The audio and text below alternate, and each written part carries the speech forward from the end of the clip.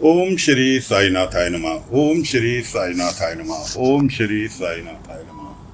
सभी साईं भक्तों को नमस्कार। कथा प्रारंभ करते हैं। पिछले भाग में आपको सुनाया था कि रामनवमी उत्सव की तैयारी हो चुकी है। सब लोग अपने अपने घर से निकल चुके हैं। अब बलवंत और कुलकर्णी दोनों जने वहाँ मौजूद हैं खंडोबा मंदिर पर, क्योंकि पूजा का कार्यक्रम खंडोबा मंदिर पर रखा गया है। उधर बस्ती वाले सांवरी को लेकर पहुंचते हैं। उधर कुलकर्णी ने पहले ही जगह गांव वालों को जल्दी बुलाकर जगह पैक करा दी, ताकि उनके बैठने की भी जगह नहीं रही। बस्ती वाले पहुंचे।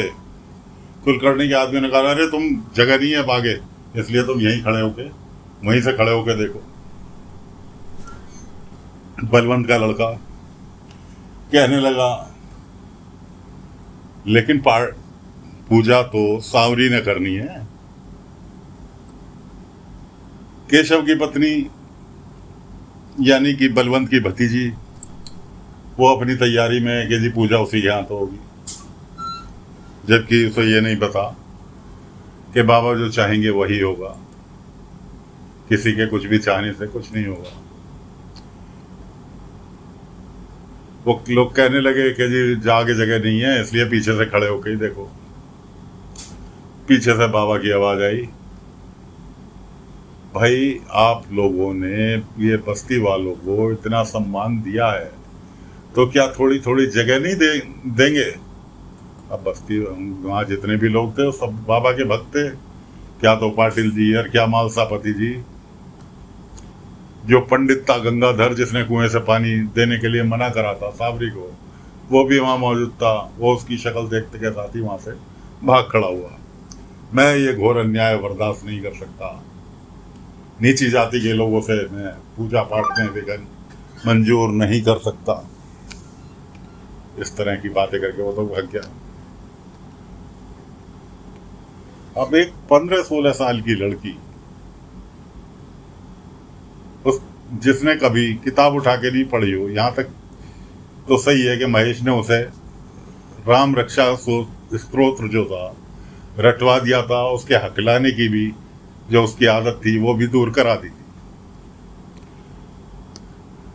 अब सभी लोग उसे सांवरी को बुलाने लगे, आओ सांवरी पाठ करो। कुलकर्णी कहने लगा, एक मौका है तेरे पास, अगर ये कोई भी किसी भी तरह की चूक हुई तो समझ ले वो मौका गया। कुलकर्णी को क्या पता कि लड़की फटाफट बोलना चालू कर दिया, और वो बेचारी डर के मारे वहीं भीड़ के पास खड़ी, जाने के लिए तैयार नहीं। यहाँ तक कि उनने हथियार डाल दिए जी कि मेरे से नहीं होगा, आप किसी से भी पूजा करा लो। बाबा पहुंचे उसके पास। बाबा ने कहा, ये बात सिर्फ तेरी नहीं, तेरे बस्ती के हक के लिए है।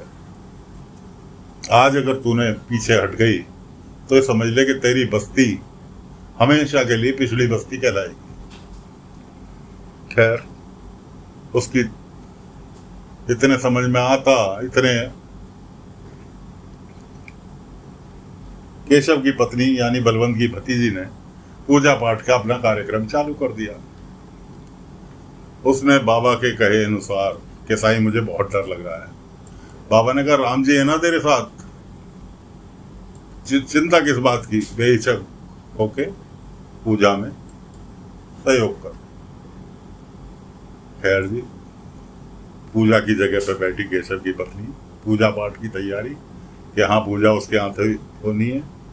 उसने लड़की ने, सांवरी ने पीछे खड़े होके ही राम स्तोत्र का पाठ करना चालू कर दिया।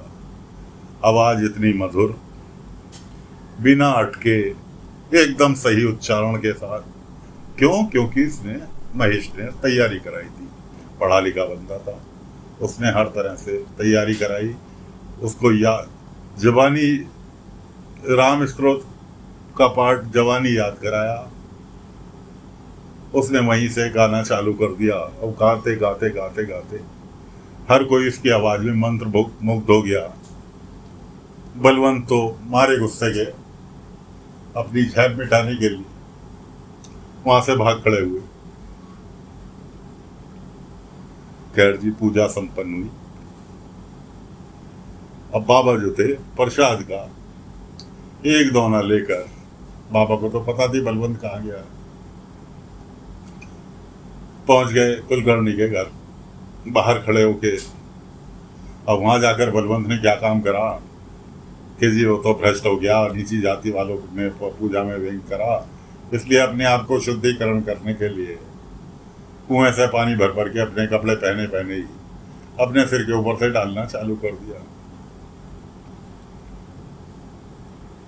बाबा पहुंचे, बाबा ने देखा, बाबा ने कहा नहाने के बाद तन को तो शुद्ध कर लोगे बलवंत जी, मन को कैसे शुद्ध करोगे?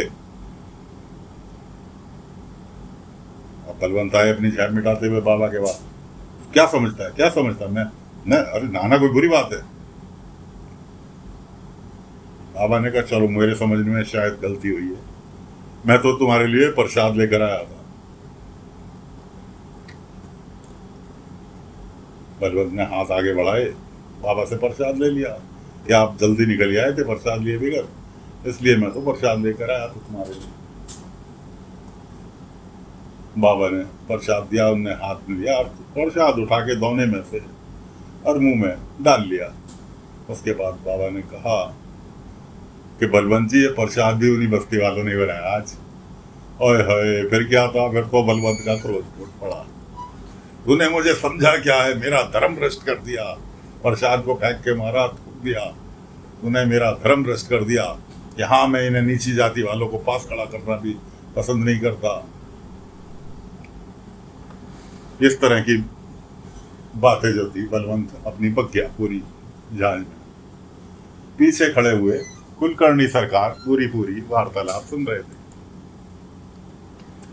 बाबा तो समझा बुझाकर चले आए, चले पहुंच गए बस्ती में। बस्ती में खुशियों का माहौल मनाया जा रहा था कि साईं की बदौलत हमें आज इन ऊंची जाति वालों के साथ बैठने का मौका मिला। बाबा ने कहा नहीं, यह सब सामरी की बदौलत हुआ, इसने हिम्मत दिखाई और तुम्हें यह सम्मान मिला। इस तरह की बातें चल रही थी। महेश भी वहीं थे। महेश को की दावत करी गई। दावत में महेश को वहीं बस्ती में सामरी के घर पे खाना खिलाया। इधर कुलकर्णी ने मौके का फायदा उठाया, बलवंत को घेर लिया घर में कि बलवंत बाबू, जो चीज तुम छुपा रहे थे, दिखावा कर रहे थे, मैं वो सब जान चुका हूं। मेरे से छुपाने की कोई जरूरत नहीं, और मैं खुद इन नीची जाति वालों को अपने पास तक फटकने नहीं देता। ये तो सब किया धरा तुम्हारे बेटे का है, जो कि उसने उसे लड़की को इतना ट्रेन किया और इस काबिल बनाया।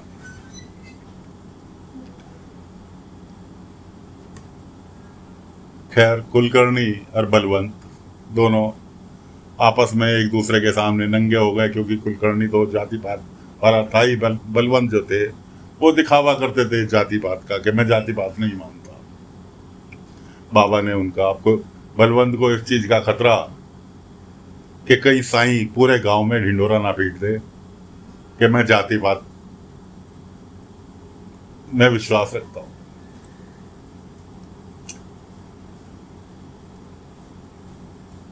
विचार करने लगा, सोचने लगा, मैं ऐसा क्या करूं जो कि साईं अगर किसी से कह भी दे तो मेरी सेहत पर फर्क ना पड़े। इस तरह की दोनों में, कुलकर्णी और उसके अंदर दोनों में विचार विमर्श चल रहे थे। उधर महेश के दिल में सामरी के प्रति अंकुर फूटने चालू हो गए, क्योंकि महेश भी लगभग 20 साल की उम्र थी, सामरी भी 16-17 साल की लड़की थी। महेश के दिल में सामरी के प्रति प्यार के अंकुर फूटने चालू हो गए। तो साथियों, फिलहाल रामनवमी का उत्सव तो समाप्त हो गया, पूजा राजी खुशी पूरी हो गई। अब आगे की कथा में सांवरी और बलवंत का लड़का महेश, इनके आगे क्या होगा, क्योंकि महेश का आना जाना बरकरार सावरी के घर। तो फिलहाल कथा को यहीं पर विराम दे रहे हैं। अगले अंक में आगे की कथा लेकर फिर हाजिर होंगे। तब तक के लिए आज्ञा दीजिए। ओम साई राम, ओम साई राम, ओम साई।